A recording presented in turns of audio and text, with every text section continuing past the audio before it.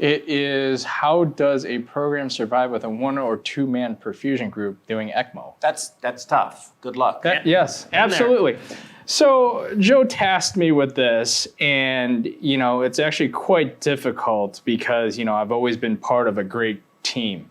Whatever I needed to go into, I always had a senior perfusionist to take care of whatever I needed or needed to help me with. So how does a 1 and 2 man perfusion group take care of ECMO? They still have to take care of their heart patients as well. Maybe some take care of the cath lab with balloon pumps or Impellas or things like that. So, and then you add this ECMO in, which we are the specialists. We are the extracorporeal membrane oxygenator specialists, if you will. We are blood propelling. VA ECMO, VV ECMO. Again, we talked about, we know the anticoagulation, we know our membranes. We get to pick our circuits. So I wanted to make this a discussion versus me just talking. Again, because I've always been part of a team. Should we open the phone lines? I would love to open the phone lines. Why don't we do that?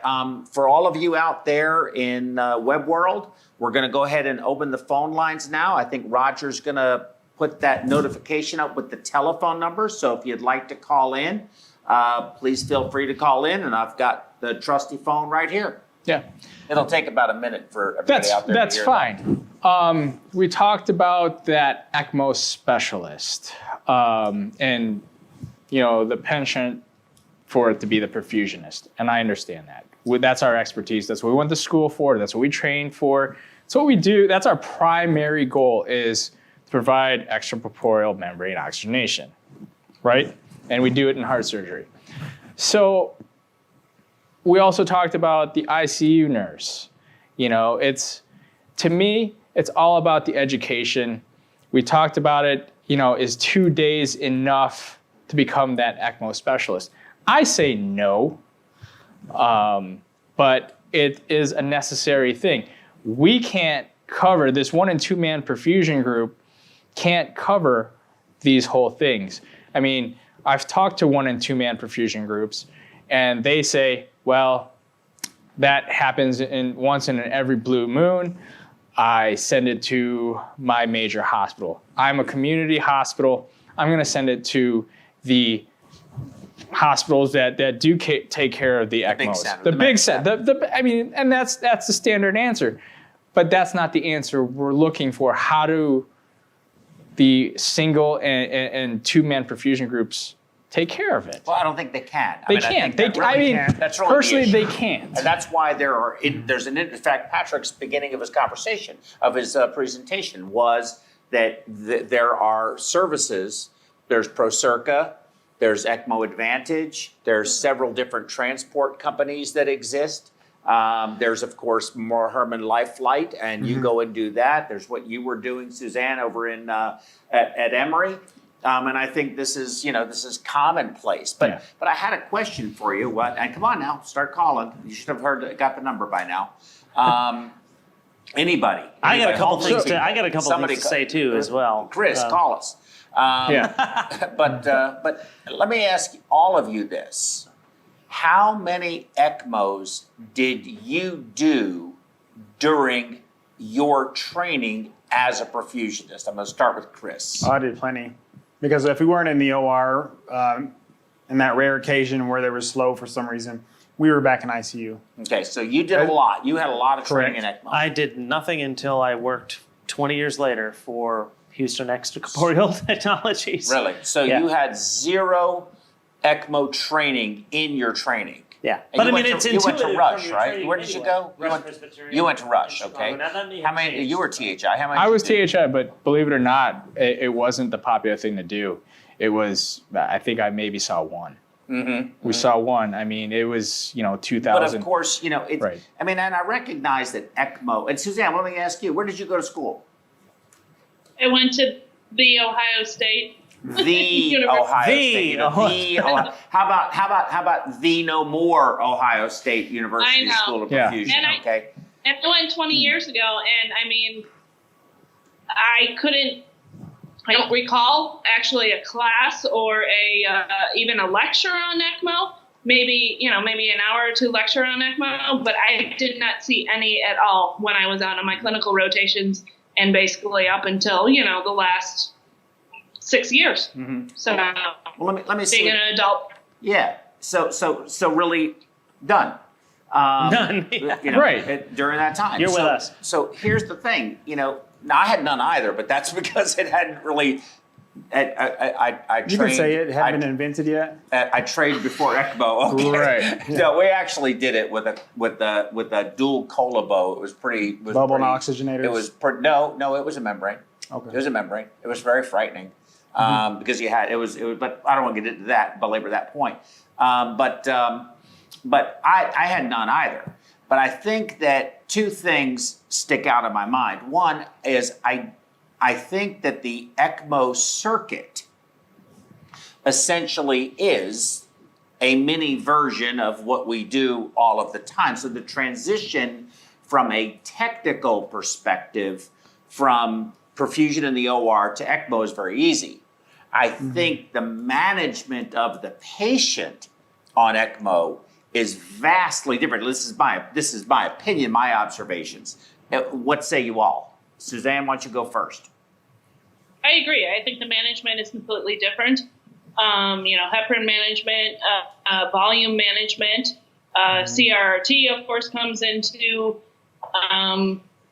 into it when you're in the unit and you have to get off volume. I didn't know anything about the ventilator prior to me sitting down and training the RTs. We had the conversation. I learned a tremendous amount about what they do and why for the different modalities and the different patients that they see outside of the ECMO patient. Mm-hmm. So.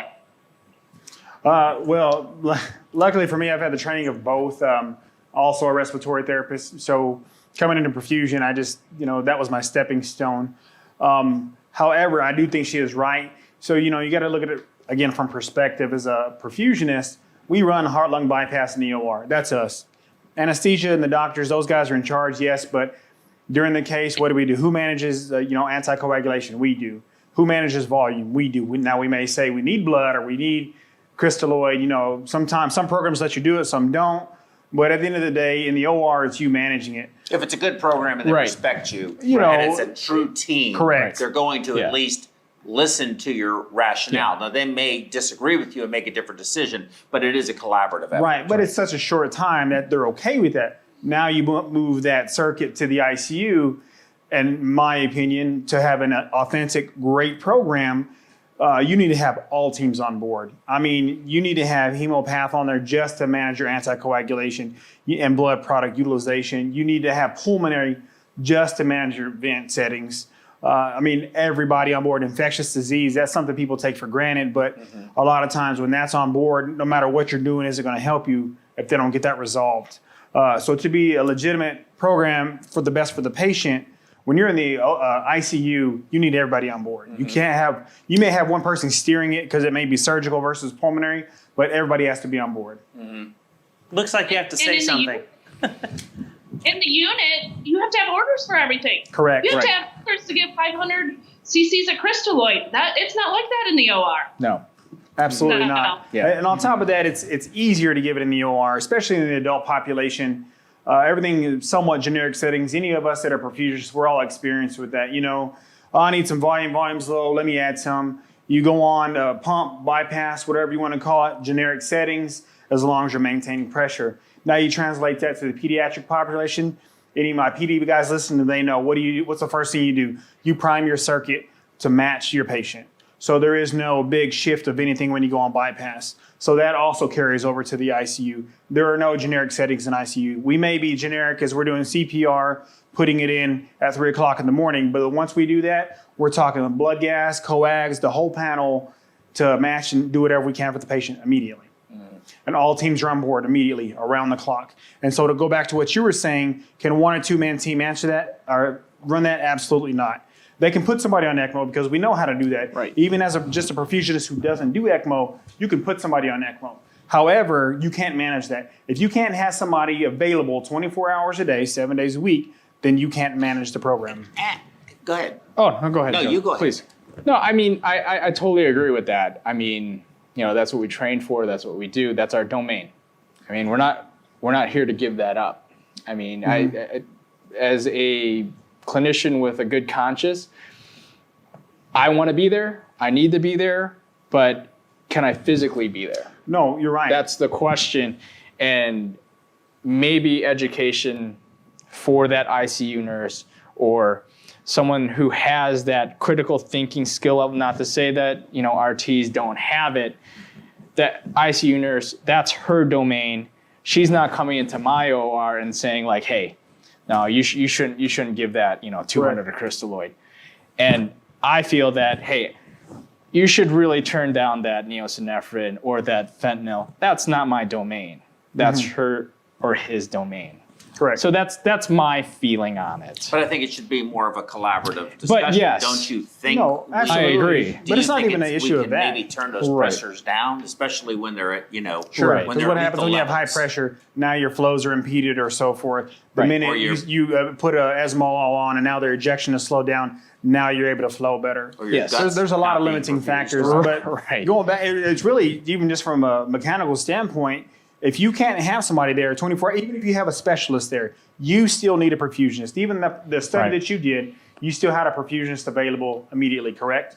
So if you don't have that available, a 1 to 2 man team can't have that available. Even if you have 15 ECMO specialists in your community hospital and you say we can staff the ECMO, but you only have 3 perfusionists, one's on vacation, and there's 2 scheduled cases in the morning, you can't staff that. Right. So now let me be even more provocative if I can.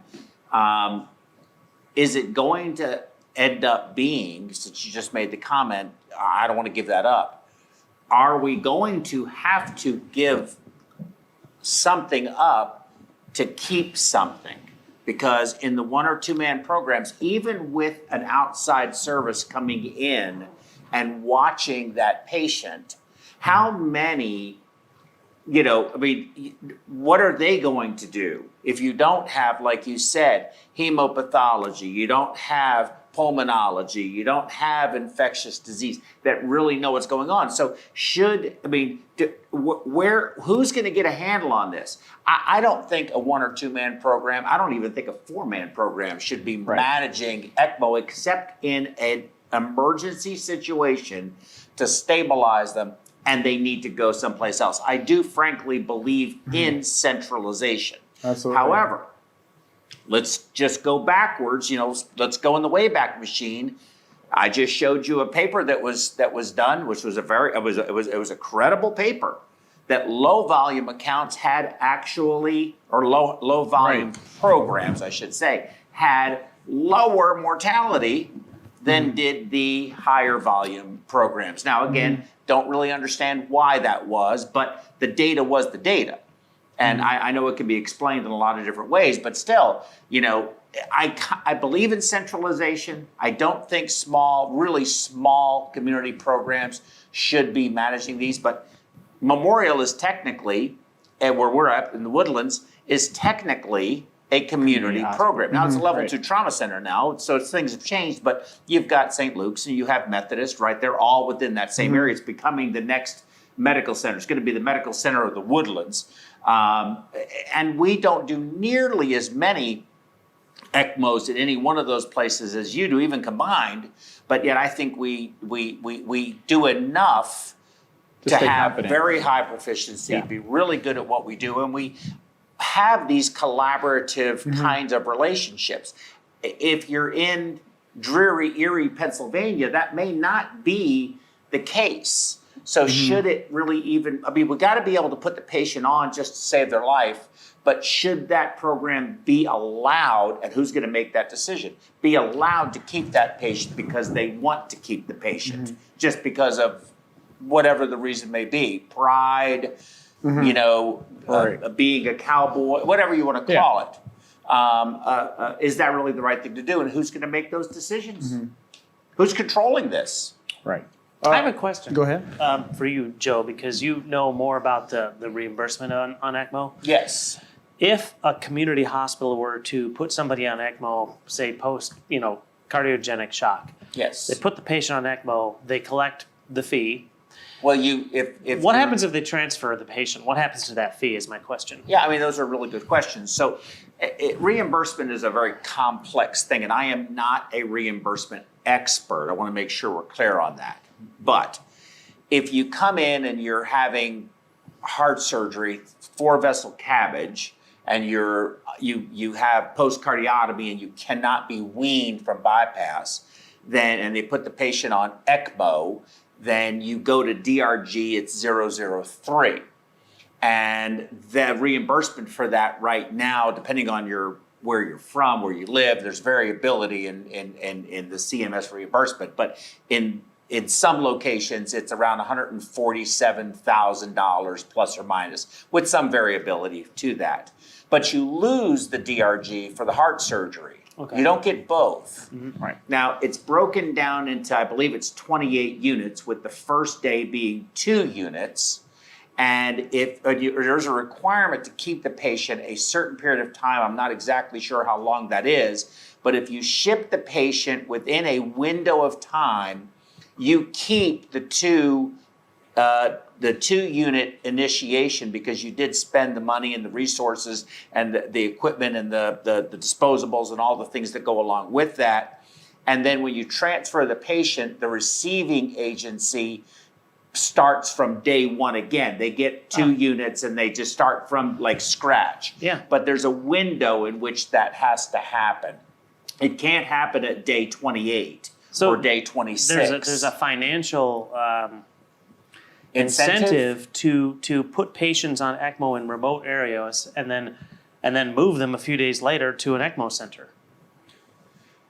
Right? Well, Which is I fine. think that it is structured in a way that if you do it, it won't cripple you financially.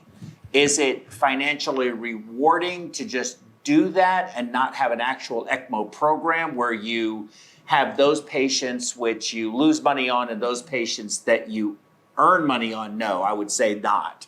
I would say if you're in a small community area and you're putting patients on ECMO frequently, I would say your program's probably not too good. I know. So I don't there. know if that would really work. I Yeah. don't know what you think, Suzanne, but that's what I think. I would want to chime in just a little bit on what he was saying.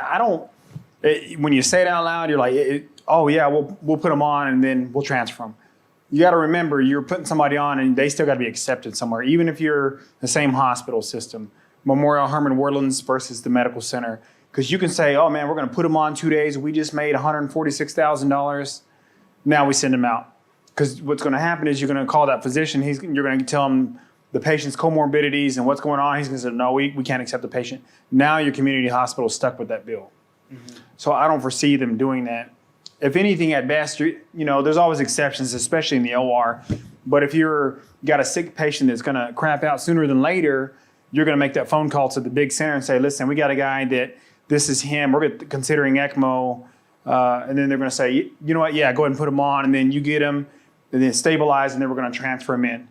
Because if it's a bad patient, it's a bad patient. There's only so much we can do.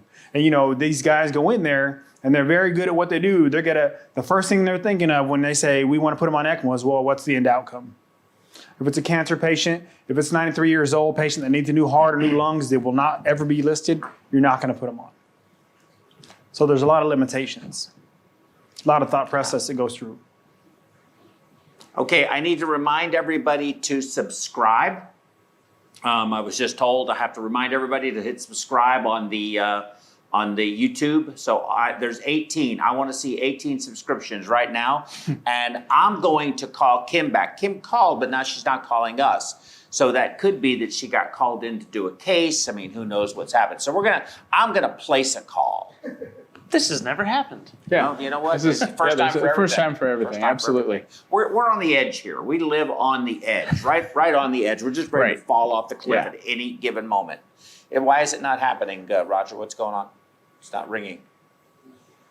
Because I have to hit the button that says call. I got it. I'm a perfusionist, okay? Just relax, man, relax. Everybody stand down, stand down. I'm going to place the call. Hello. Kim, Yes, hi. we've been waiting for you to call in. I'm just watching. We have suspended all activity until we heard from you, so we decided to call you. Okay. So, what you think? Well, I work currently at a place that is an ECMO center. We do about 75 adult ECMOs a year or more. That's a lot. That's a lot. That is a lot. Ours is a nursing-based watched program. So you have nurse ECMO specialists, or the Well, nurse at the bedside? no, it's the nurse at the bedside, and we have ECMO doctors, that take care of the patients and round. We have nurse practitioners there in that unit. There are what they call ECMO champions that are nurses that are available. And then we do training and in a simulation lab for respiratory to help transport. What simulator do you use? No, not a simulation like for that. It's in a simulation lab. It's where we just practice things. We have we bring our equipment in, and there's the dummy person, and we practice how to transport. Oh, okay. It's not like a sim, like to put somebody on bypass or anything. Gotcha. Yeah. So are you able to tell us, Kim, where you're from, or do you want to keep that confidential tonight? No, I'm at Hershey Medical Center in Hershey, Pennsylvania. Oh, very good. Yeah. All right. Well, we're all expecting some chocolate. Yeah. Now I've only been there a couple years, and I was working 20 some years in Harrisburg, which is close by, which we started an ECMO program there, which we were perfusion sitting at the bedside, which was horrible. The staffing was bad. Well, it's and Suzanne, I mean, everybody here, I'd like to get your thoughts about this. Look, I mean, we have the same issue. I don't think that we are any more unique or have any different stresses when it comes to epidemics. In fact, I'm working on a presentation right now, the title of which is "We Are One Epidemic Away." And were it not for the relationships that I have with people like Chris and other folks, Patrick and several other people in the med center area who can help supplement our staff. It's a resource. As a Absolute business, we would fail because we would not either be able to take care of the patients, or we would not be able to do hearts the next day. And this latest episode with this, latest virus, H2N3, I think it is what they classified. I guess that's what they called it.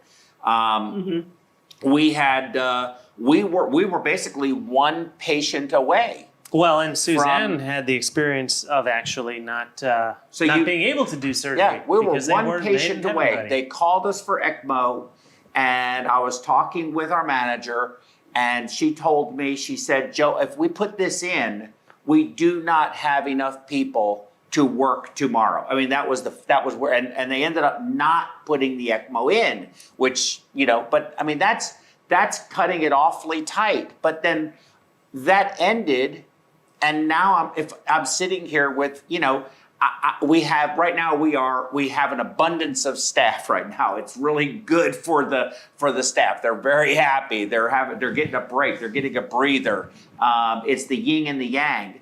But if I had to staff for an Armageddon circumstance, the company will not survive. It's just as simple as that. We had to have, at one point before we actually had the program, we had to have nightly conversations with the chair of cardiac surgery. What can you cover? I mean, because we were covering 3 hospitals with, on average between 12 and 14 perfusionists and doing lung transplants, heart transplants. So, I mean, there were times where we were having nightly discussions prior to implementing the, full-blown program with the RTs about what cases can we do the next day. Yeah, no, I mean I know exactly, and that's almost Canadian style medicine. You know, that's no, it is. It really is. Or social that medicine, happens yeah. in those Canada, programs. right. I mean, it just does. It's a Right. reality. You know, it doesn't mean that it's wrong. It's bad. It's just the way it is. Basically, yeah, if you're healthy enough to not have surgery tomorrow, you're not having surgery tomorrow. Yeah. Right. Right, exactly. And you're not an emergency. They're going to take care of the emergencies, but you know, if you're an elective procedure, you're just going to have to wait. You know, and that's all there is to it. And depending on your staffing and pay structure for your staff, you run into huge issues. Absolutely. Yeah, well, no, I mean that, and you bring up right, Kim. I want to know your thoughts about this too. Is that so? You have the people. You're watching the ECMOs. You're needing help. You're in Hershey, Pennsylvania, or you're in Houston, Texas, or you're in at Emory, or maybe not Emory, where you may be right now, somewhere in Iowa, I don't know. But now you need help, and there are she's keeping it secret. Suzanne is keeping it secret. Yeah. I've been trying Very to close tell. to the vest. I've been trying to figure out where the blinds are from and the color on the wall. We'll figure it out eventually. It's Iowa, yeah. Is it Iowa? Yeah. You're in Iowa? Iowa, no, it's No. completely not Iowa. Okay. Oh. Well, it could be Green Bay. You're wearing green, but no. In all seriousness, so you need help, but everybody in your state is also in the same position. So you need, maybe there's another area where it's not so bad and there are people available, but you can't get them licensed. Mm-hmm. And then worse, you can't get them licensed, so you get an emergency decree and they get a license, because they had one from the Pope. But then the hospital won't credential them. Correct. So now you have that process to go through. Now you have to get emergency privileges. And by the time all of that happens, the patient has either gotten better or something else has happened, transferred or whatever. So Kim, how do you deal with that? Well, I don't have to deal with that at the hospital I work now, but where I worked before, I worked for the same company that did your Thomas Jefferson paper. So it was a national company, and they pulled people from all over. So I had a lot of people credentialed. I had per diem help. It never interfered with the current OR schedule because the surgeon wouldn't allow it to stop. Wait, Kim, So did that's how we did it. It was not fun. And, Right. we've worked 30 some days in a row and it was horrible. Oh, yeah. And people burned out and people left and looked for greener pastures. But Kim, did you say that you worked for the perfusion contracting company that was involved with the Jefferson University Yes. study? Oh, Yes. that's great. That's what she said. I know. That's really cool. I'm so happy you called.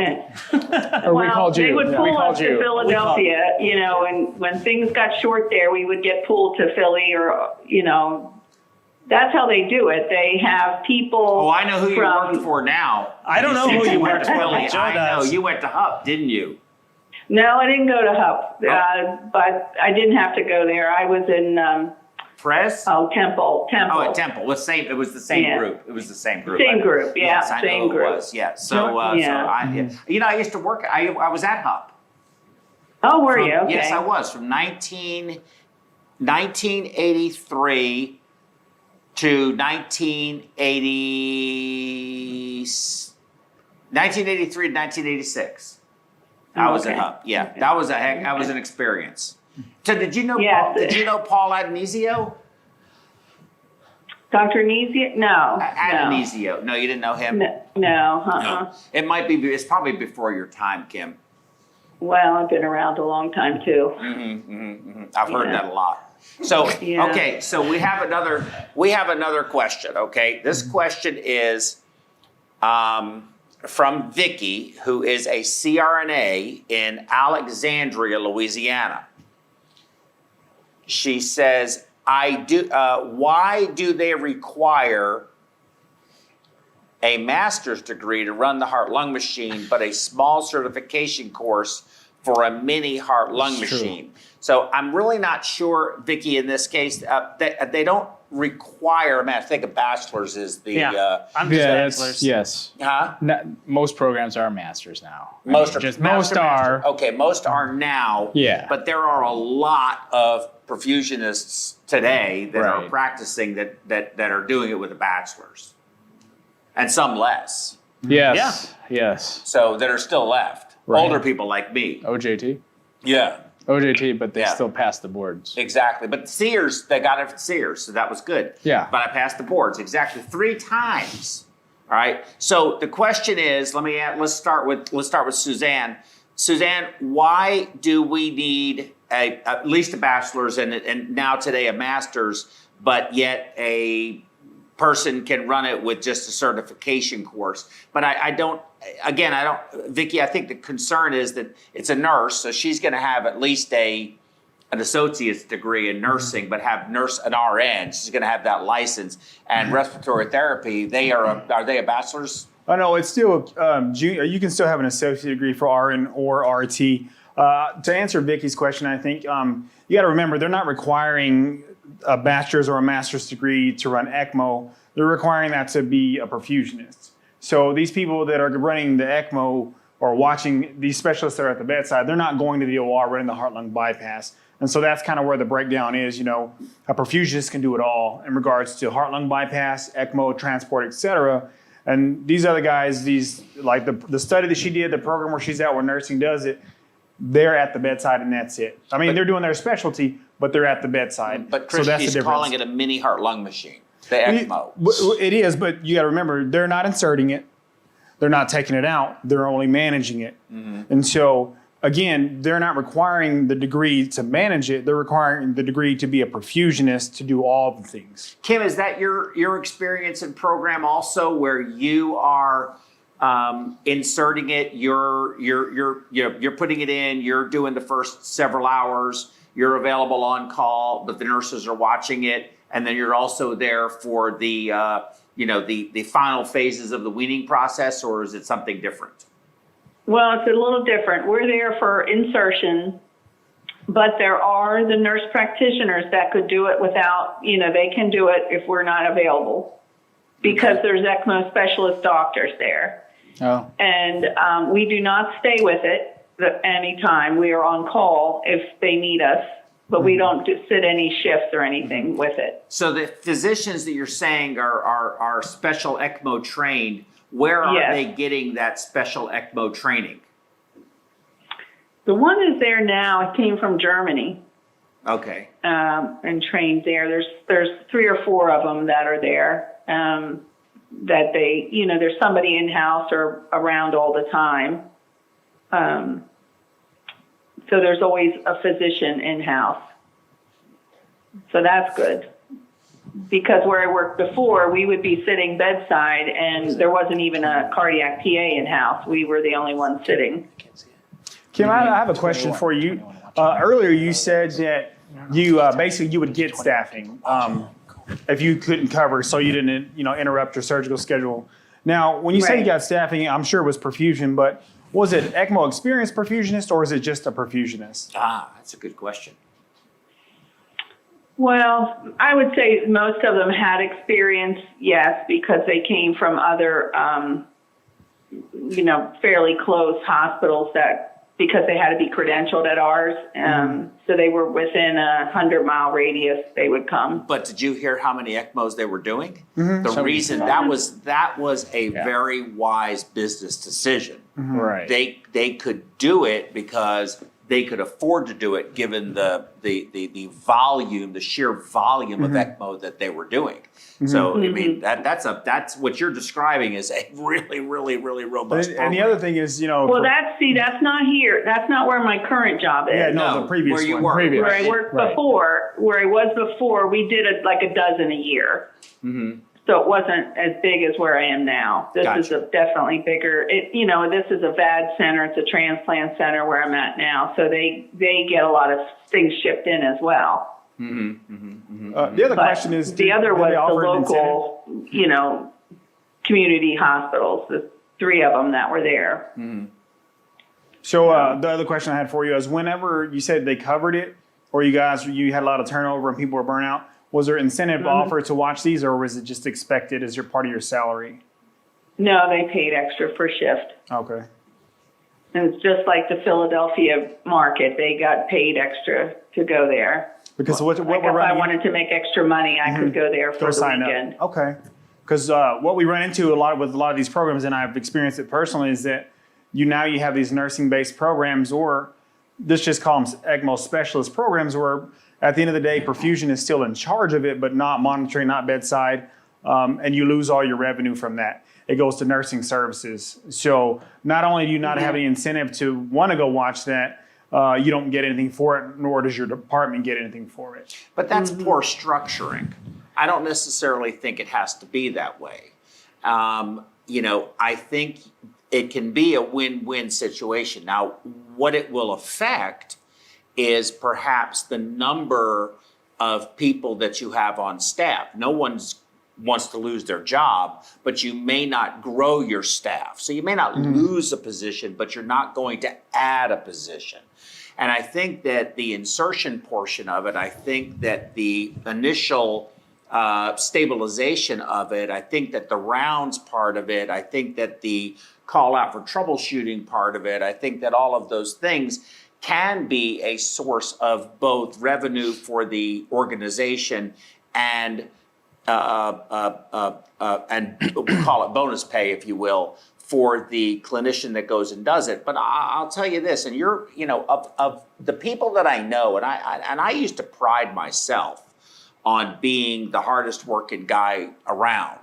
But I have to say, Chris, you really do impress me with your intestinal fortitude when it comes to not sleeping and working. You're the hardest working person, I think, a perfusionist of any, or just person in general that I've ever known in my life.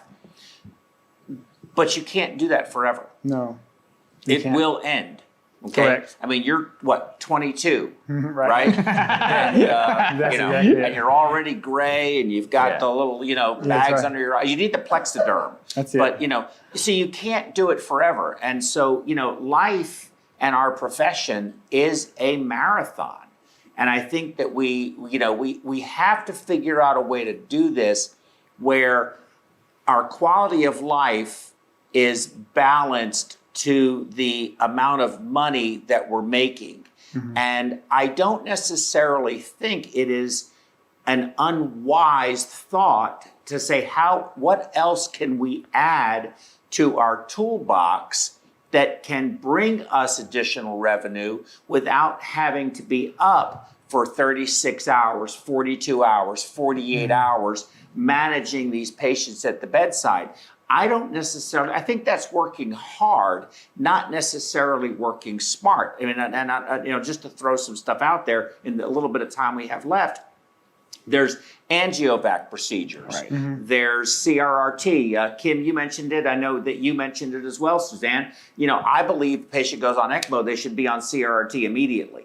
Whether or not their kidneys are working doesn't make any difference to me. I think that it has so many additional benefits to get rid of inflammatory media. I mean, that's what I believe. You and I disagree on that. I will disagree on that because if you have a healthy patient with healthy kidneys, a lot of times when you take over for them, now you're stunning those kidneys. See, and I don't agree with that at all. So that's going to be listen, everybody, we're going to be planning this debate. It's going to be Loosby v. Basha happening right here. And I think we need to have that discussion but you have TCD, transcranial Doppler. Should that not be a standard of care for every ECMO patient, for every patient who goes on cardiopulmonary bypass, for anybody on heparin therapy should have something like that. Exactly. Not BIS. Well, BIS is a different animal, but not cerebral oximetry. I'm talking TCD. Those are also revenue generating things that we can do that are reimbursable. I think we need to think outside of the box on how do we increase our value, increase our reimbursements, our revenue, what value we bring to the hospital, how we increase our salaries, and not have to be up to all hours of the night, losing time with your family, not your kids are already, you've got one kid in college already, I know, and you probably don't even know the poor kid's name. No. I mean, look, if you miss every holiday, it's terrible. And it is exhausting, and it is unhealthy for us to be doing that. So is there a better way to do this and make it so that it's a win-win-win-win-win situation? It's a win first for the patient. That has to be the primary focus for us as clinicians. It's a win for the hospital. It's a win for us. It's a win for our profession. It's a win for the other clinicians in the hospital. And of course, I believe that collaboration is the end-all, be-all of improving outcomes. I think individually we can all do a lot of things to make things better, but it's very incremental. When you want to make big leaps and bounds of improving outcomes, improving patients' quality of lives, decreasing morbidity, whatever it may be, it has to be a collaborative effort. It truly takes a village. So those are my final thoughts. Final thoughts? No, that's absolutely correct. I mean, it does take that village. It's got to be a collaborative effort, and it's really got to be geared towards the patient. I mean, that's what we're in the business for. Mm-hmm. Yeah, I think that if ECMO is going to grow the way we foresee it coming to grow, the only way to handle it is for us to get ahead of it as perfusionists and manage the process by training other people and collecting that retainer that was in the presentation that I showed for the first one, to be in front of it and to be the trainers and the teachers and the managers of the circuit, but not sitting there watching it bedside. Because if it's going to grow, and if we can't cover it in that way, we'll lose it. We will lose it. Right. I agree with that. Chris? At the end of the day, I think clearly I put the patient before anything. I don't look at any cost. However, I think our biggest way to generate revenue is not to give anything away. You can say, what can we bill for next, or what new services can we do, but let's just not give away what we've been trained to do. Mm-hmm. And just like Vicky that called in, said mini bypass is exactly what it is. The thing that we go to school for to do in the OR is what we're doing in the ICU now. Don't give it away. Because if that's the case, then why not train the nurse just to go into OR and pump just a simple case? Right. Give them a few Where weeks does of it training. And give them a closed system while you're at it. Mm-hmm. So that way they have something to do. I had another question too, but let me get these final thoughts. And I apologize. I hope you don't mind, but we do have just a few minutes. But Susanna, what's your final thoughts? And then we're going to go to Kim. The reimbursement's not going to stay as high as it is. And I think that needs to be taken into account. It's come down already. It's come down already. You've got that, forward thinking about that. It's just not going to stay as high as it is. Mm-hmm. That's a very good point. Kim, some final thoughts? Yes. Well, I agree. I think when the insurance catches up with it, it is going to go down. I think our program does pretty well with a nurse based, and we're on call. I think they do a very good job with it. It's very well structured and very well run. So for me, coming from 24 hours sitting at the bedside to this is so much better as a lifestyle for me. I haven't seen any issues. They've been, our circuit's very simple. It's in and out, and so it's very easy. Mm. So I'm happy with it. I think it's done well where I am. Mm. Before we leave, go ahead, Suzanne. I think you have to take into account, just like Kim said, what is your circuit? What is the safety of your circuit? And, the whole difference of managing it versus sitting with it. I think those are two totally different things. That's a good point. Yeah. That's an excellent point. I had one question. I just want to take a quick poll before I make my quick closing remarks. And Kim, I want to start with you. In your ECMO circuit, do you have any access on the access side, the negative side of the pump? Just where you prime it is all, and it's closed off. And then that closed gets off clamped. once we prime. Mm-hmm. Suzanne? Well, it's capped off. Capped off. No access on the negative side at all. No, we did not access. Yes, we do. We run a manifold coming off. So we have we have access on both sides. Actually, one for labs, but we also give volume that way through blood tubing, and we also use that for CRT access. And it seems to work better than that, a Quentin or something, because Now you got to higher stick flows. the patient. You got to stand. Well, and right. you have to stick the patient, and they get finicky. Yeah. They get But kicked off. the only problem that we have with the CRT when it regards to that is a volume issue. If the patient's having trouble with volume, then your CRT is not going to work. But at the end of the day, we see better results with that. Because we Having do- the access in the pump, because you have more Correct. consistent, you have Correct. less interruption of therapy Correct. when you're doing CRT. And of course, You know, Patrick, our circuit- Yes, you know our ours circuit. does. Ours It's does. a debate we're having, and I think that with perfusionists there at the bedside, having access on the negative side of the pump, which is where the disaster will happen when the stopcock gets turned the wrong way, Right. It only takes is one time. a reason Fair. why you don't want that there if it's a nurse, respiratory therapist driven program. Yeah. Because even if we do it, if we were to do that, we can't fix it either. Right. Okay, it's not fixable. You just don't do it. You just don't do it. And that is a conundrum that we have not been able to sort of reconcile with our circuit. And if this does end up transitioning, because it just ends up, the hospitals are going to demand it. That's my major concern. It's interesting you bring that up, because in the Jefferson study that we've been talking about, they made a point, and I didn't quite get why, but they said we made a change to our circuit and there was no access to the venous or arterial side. It was simply a circuit. Yeah.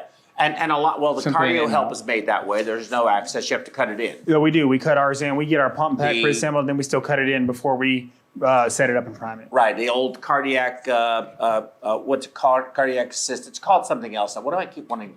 Tandem Life. The Tandem Life is the same way. It has Tandem no lung. It So has it no has no. access. So here's I have experience with that as well. And so what happens is if you have the actual tandem lung setup, which is a Protect Duo cannula with a built-in oxygenator, I'm not fond of those because there's so many parameters that aren't available. You can't measure anything going out in regards to pressure of your oxygenator. However, what you can do is cut in a Quadrox in your tandem circuit, pull your cannulas back slightly to put them in the right position. Now that works.